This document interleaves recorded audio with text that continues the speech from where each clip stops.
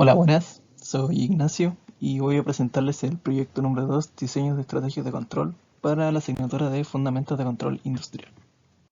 Lo que propone es diseñar una estrategia de control que nos permita cumplir con los diferentes requerimientos.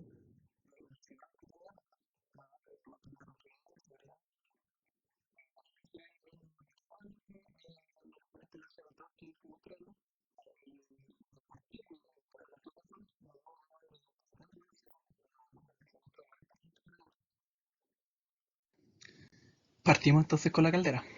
El objetivo de esta caldera es principalmente suministrar vapor a una presión aproximadamente de 7 bar. Entonces lo que haremos será medir la presión de vapor a la salida de la caldera y la controlaremos con el flujo de combustible. El combustible en este caso es gas natural, el cual va a ser empujado con un compresor. Y para evitar entonces entrar en la zona de surge en el compresor, será medir la presión a la salida del compresor y regularla con un bypass. Como es gas natural también, no conocemos la composición de este y por ende necesitamos medir la composición de oxígeno en los gases de combustión con el fin de evitar emitir monóxido de carbono al medio ambiente. Esto lo regularemos midiendo la composición en la gasa de combustión y regulándola con una válvula en el flujo de aire.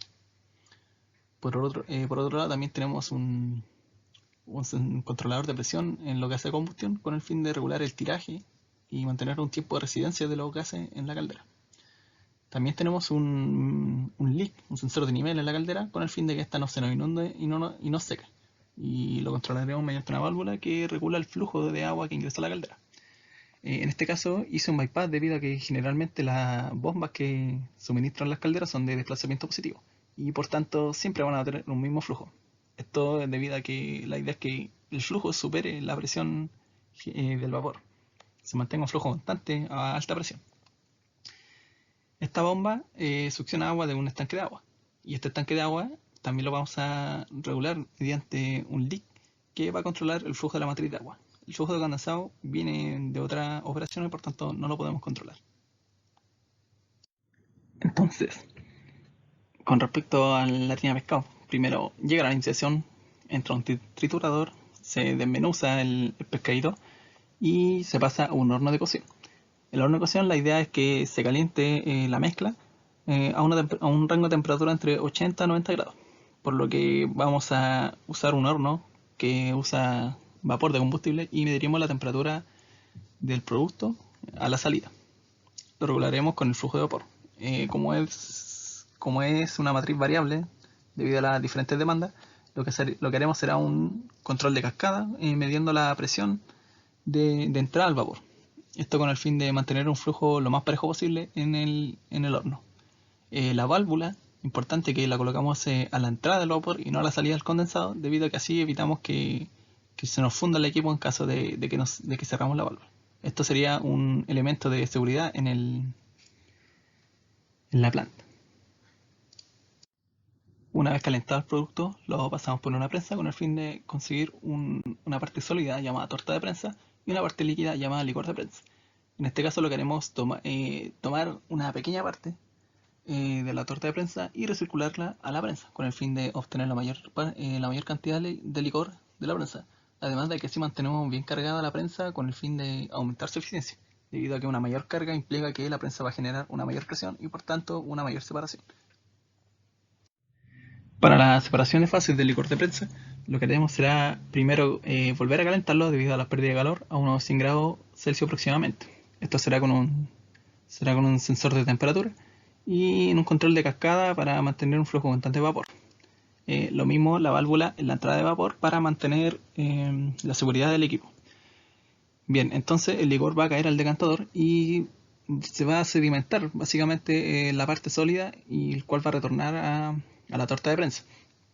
Esta columna sólida la vamos a regular con un leak que mide la columna sólida y, y así evitar que la parte líquida se nos vaya para la torta de prensa.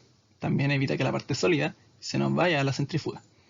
Estos leaks existen realmente, son usados principalmente en extracción y en clarificadores. Y la parte líquida en este caso se va a ir netamente por rebalse, por lo tanto no es necesario controlarla. Entonces la parte líquida acá es la centrífuga y aquí es donde ocurre la separación de fases principalmente. Aquí tenemos dos casos, o separamos bien la fase o no la separamos. Si separamos bien la fase, entonces por acá se nos va a ir aceite de pescado y por acá el agua de cola. Si no separamos bien las fases, vamos a tener una fase y se nos va a ir esa fase para el aceite de pescado y para el agua de cola.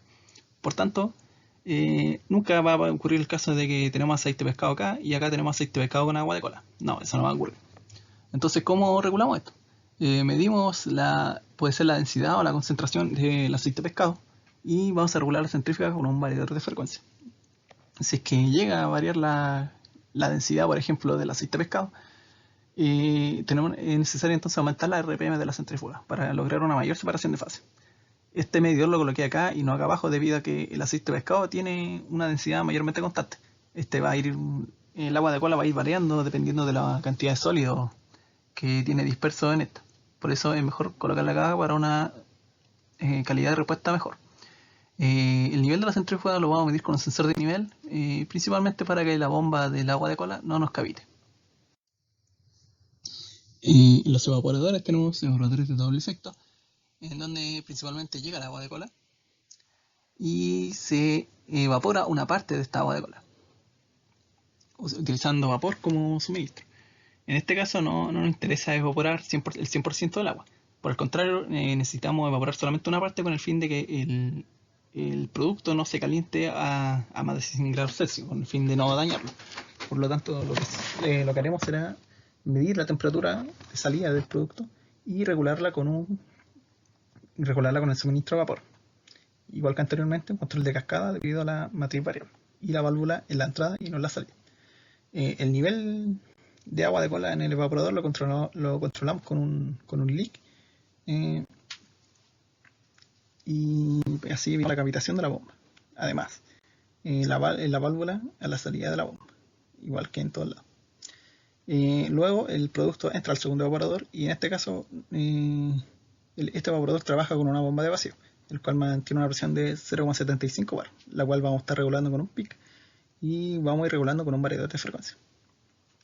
En este caso no nos interesa tanto medir la temperatura del sólido, debido a que la presión baja nos asegura que la temperatura en el evaporador no aumente tanto, la evaporación va a ocurrir a una menor temperatura. Aún así controlamos un indicador de temperatura para asegurarnos de que no sobrepase tanto la temperatura. De igual manera que en el evaporador anterior medimos el nivel de líquido en el evaporador y lo regulamos con una válvula en la salida de la bomba. Finalmente tenemos la etapa de secado y post-tratamiento, en donde se toma la torta de prensa y todos los sólidos recolectados en un molino de martillos y lo hacemos pasar por un secador. En este caso, secador usa aire seco y vapor, en donde el vapor básicamente actúa como combustible, que aumenta la temperatura del aire seco. Lo importante aquí es lograr el requerimiento de 8 o 10% de humedad del sólido. Por tanto, lo que haremos será colocar un sensor de humedad que existe se usa principalmente en industria agrícola para medir granos, la humedad de granos. Esto es muy similar. Y lo haremos regulando el flujo de vapor, igual que anteriormente, con un control de cascada y la válvula en la entrada de vapor.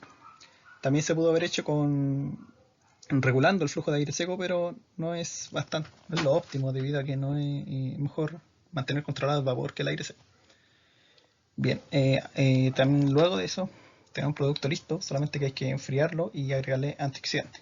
En este caso agregamos al equipo el enfriador y el cual agregamos también el soplador, el cual va a enfriar el producto. Este aire pasa por acá y se entibia de alguna manera, por tanto lo vamos a recircular a la caldera. Esto con el fin de minimizar costos.